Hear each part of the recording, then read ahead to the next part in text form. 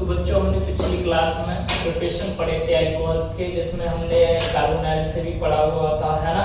तो ये कुछ मेथड्स पढ़े थे पिछली क्लास में। ग्रिग्नार्ड रिएजेंट से पढ़ा हुआ था कि कैसे प्रिपेयर किया जाता है अल्कोहल को। उसमें प्राइमरी वगैरह हमने बताया था कि फॉर्म जो अल्कोहल होगा वो प्राइमरी नेचर का होगा। इसके बाद अब अगला जो टॉपिक है वो है फॉर्मल्डिहाइड।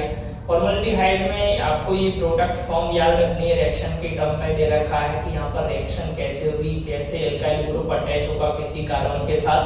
तो ये हमने यहाँ पर इस रिएक्शन को रिप्रेजेंट किया हुआ है कि एल्काइल ग्रुप और ये आपका कार्बन है ना, डबल बॉन्ड फॉर्म कर रहा है ऑक्सीजन के साथ। एल्काइल ग्रुप यहाँ पर भी आप देखोगे Mg दे रखा है और X क्या है, हेलोजन एटम है। तो ये प्रोडक्ट फॉर्म बनेगा यहाँ पर, और हम देखेंगे कि यहाँ पर OMgX क्या हो जाएगा, अलग, है ना। ये अलग एक प्रोडक्ट फॉर्म करने वाला है। और यहाँ जो नेचर होगा, जो अल्कोहल प्रिपेयर होगा, वो 2 डिग्री अल्कोहल क्या करेगा, फॉर्म करेगा।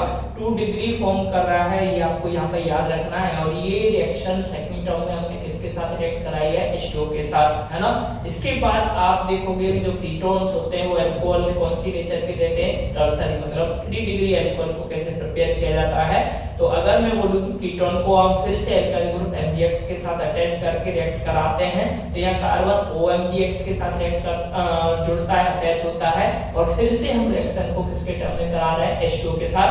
तो आप यहाँ पर देख रहे होगे अलग अलग अल्काइल ग्रुप अटैच हो गए कार्बन के साथ, 3 अल्काइल ग्रुप आपको नजर आ रहे हैं। तो यहाँ अल्कोहल जो फॉर्म होगा वो किस नेचर का होगा, 3 डिग्री, यानी ये टर्सरी हो जाएगा।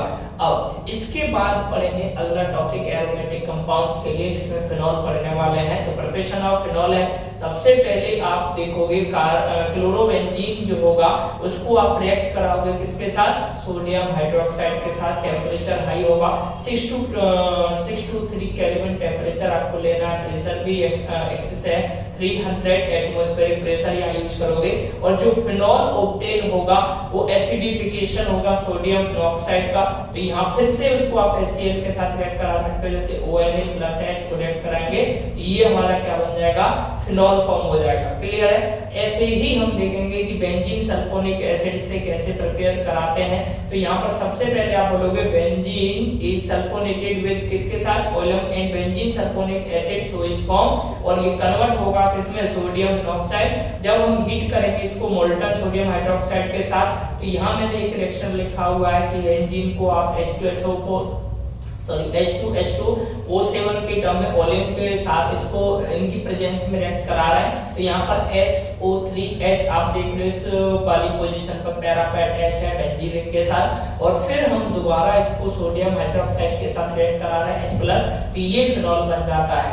इसके बाद एक और टर्म दे रखा है आपके सामने, फ्रॉम बेंजीन सल्फोनिक एसिड, है ना। अब यहाँ पर हमने लिया है कि बेंजीन जब सल्फोनेटेड होगा तो यहाँ पर भी आप बोलोगे ओलियम बेंजीन सल्फोनिक एसिड क्या होगा, फॉर्म होगा, और ये कन्वर्ट हो जाएगा सोडियम फिनॉक्साइड में, ठीक है। और हीट करेंगे मोल्टन सोडियम हाइड्रोक्साइड के साथ, तो ये प्रोडक्ट फॉर्म होने वाले हैं। ये ओलियम के प्रेजेंस में कराया H2O7 SO3, यानी यहाँ पर अटैच होगा पैरा पोजीशन पर। फिर से इसको रिएक्ट करा दो आप किसके साथ, सोडियम हाइड्रोक्साइड के साथ, तो ये फिनॉल फॉर्म हो जाएगा।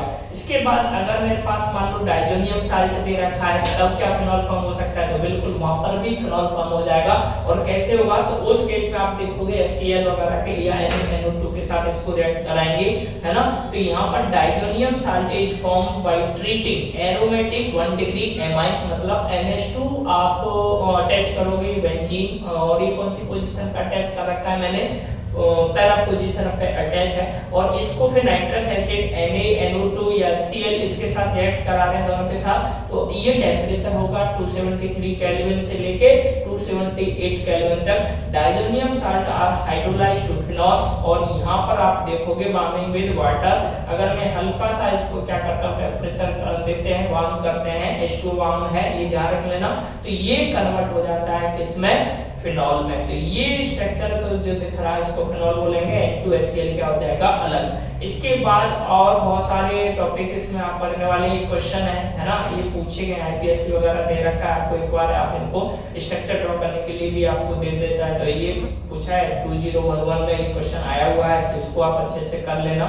इसके बाद आप देखोगे यहाँ पर जब हम बात करेंगे कि आपका जो फिनॉल है वो कम्यून से कैसे प्रिपेयर किया जाता है। तो इस मेथड में जो कम्यून जो होगा वो ऑक्सीडाइज हो जाएगा किसकी प्रेजेंस में, एयर की प्रेजेंस में, और देन जो कम्यून हाइड्रोक्साइड ऑब्टेन होगा तो वो रिएक्ट करेगा डाइल्यूट एसिड के साथ और फिनेल या फिनोल और एसीटोन आपको क्या करेगा, प्रोवाइड करेगा। तो यहाँ पर देखो मैंने स्ट्रक्चर फॉर्म कर रखा है, यहाँ पर आप देख रहे हो H+H के दोबारा इसको रिएक्ट करा रहा है, ये कम्यून दे रखा है CH3 CH3 CH3, ये आपकी पैरा पोजीशन के साथ क्या है, एक स्ट्रक्चर अटैच है। अब यहाँ पर भी हम देख रहे हैं कि CH3CH और ये बन गया COOH, H+H के साथ फिर से आप रिएक्ट कराओगे तो ये फिनोल फॉर्म होता है और एसीटोन यहाँ पर क्या हो जाता है, अलग हो जाता है, तो ये एसीटोन भी फॉर्म होगा। क्लियर है। इसके बाद पढ़ने वाले बच्चा क्या प्रॉपर्टी पढ़ोगे, फिजिकल प्रॉपर्टी के बारे में पढ़ेंगे कि बॉइलिंग पॉइंट क्या है। तो boiling point of alcohols and phenols increase करेगा जब कार्बन एटम क्या कर रहे होंगे, इंक्रीज कर रहे हैं। क्या क्या एग्जांपल हो सकता है, तो ये क्वेश्चन कई बार पूछा जाता है कि जो ब्यूटेनॉल होता है ना, इसका टेम्परेचर ज्यादा होता है किससे, इथेनॉल से, तो ये कार्बन के कारण होता है कि कार्बन इसमें क्या है ज्यादा, इथेनॉल में कार्बन क्या होता है, कम, है ना।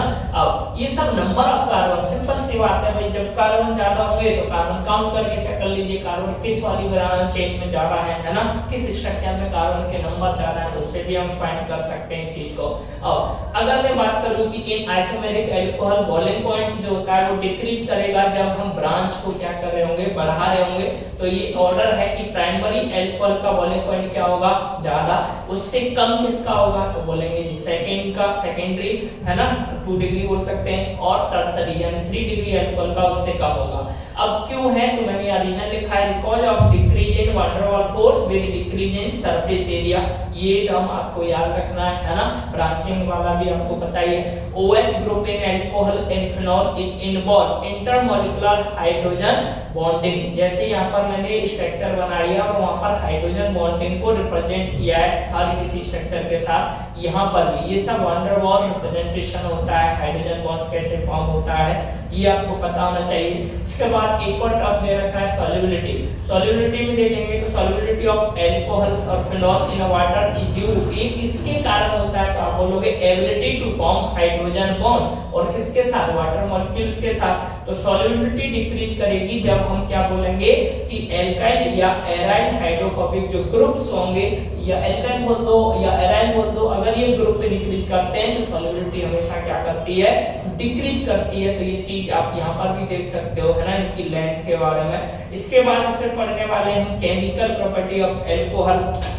केमिकल प्रॉपर्टी ऑफ अल्कोहल में हम देखेंगे रिएक्शन इन विच, है ना, क्लीवेज ऑफ, यहाँ पर बॉन्ड को देखो, बॉन्ड OH के साथ, है ना, यहाँ पर बॉन्ड रिप्रेजेंटेशन दे रखा है टेक प्लेस, उसके लिए आपको करना है ना, reaction in which cleavage of OH। अब ये बॉन्ड आपको क्या करना है ना, स्प्लिट। अब देखो रिएक्शन इन विच क्लीवेज यहाँ पर भी है, अब यहाँ H था, ये क्या दे रखा है, OH के साथ है, तो ये आपको पता होना चाहिए। रिएक्शन इन विच क्लीवेज किसका, OH बॉन्ड टेक प्लेस। अब इस केस में आप याद रखना प्राइमरी अल्कोहल, इधर सेकेंडरी अल्कोहल दे रखा है, और ये क्या दे रखा है, टर्सरी अल्कोहल। तो इसका हमेशा क्या होगा, ज्यादा होगा, प्राइमरी का ये और सेकेंडरी का उससे कम, टर्सरी का उससे कम। क्लियर है। तो ये था रिएक्शन क्लीवेज के बेसिस पर। इसके बाद दे रखा है एक और अगला प्रॉपर्टी है acidic nature of alcohol and phenol. तो यहाँ पर देखेंगे कि रिएक्शन मेटल के साथ कैसे होती है। तो alcohols and phenols react with active metal such as sodium हो सकता है, पोटेशियम हो सकता है ना, या फिर एल्युमिनियम। यहाँ पर देखोगे आप, यहाँ पर एल्को ऑक्साइड फॉर्म हो जाएगी या फिनॉक्साइड फॉर्म होगा और हाइड्रोजन बन रहा होगा, है ना, हाइड्रोजन अलग हो जाएगा, ये कह सकते हो। तो ये रिएक्शन आपके सामने लिखी है, एल्काइल ग्रुप पे OH लगा हुआ है, सोडियम के साथ रिएक्ट करा रहा है, तो देखो H2 अलग हो रहा है ना। इसके बाद एरोमेटिक कंपाउंड में भी आप देखोगे Na इधर चला जाएगा तो ONA यहाँ अटैच होगा, पैरा पोजीशन पे H2 यहाँ पर भी अलग हो रहा होगा। ये रिएक्शन भी है, सोडियम हाइड्रोक्साइड के साथ करा रहे हैं तो वाटर अलग हो रहा है, ONA यहाँ बना, सोडियम फिनॉक्साइड फॉर्म हो गई। इसके बाद दे रखा है एसिडिटी ऑफ अल्कोहल।